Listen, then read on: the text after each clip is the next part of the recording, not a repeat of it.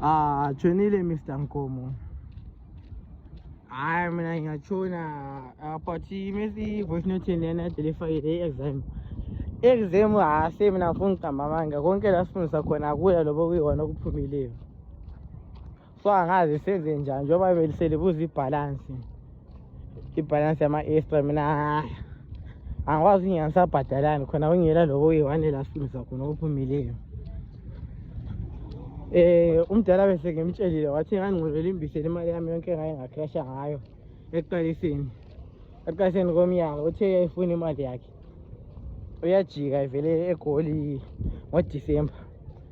Umdala uthe ufuna ukulibona because akula kumbe isilabhasi esasisenze esasiwrong yini ngoba akula lobo kuyiwani okuphumileyo. So hayi imali yalesi month akule buyayo, ngiyabonga.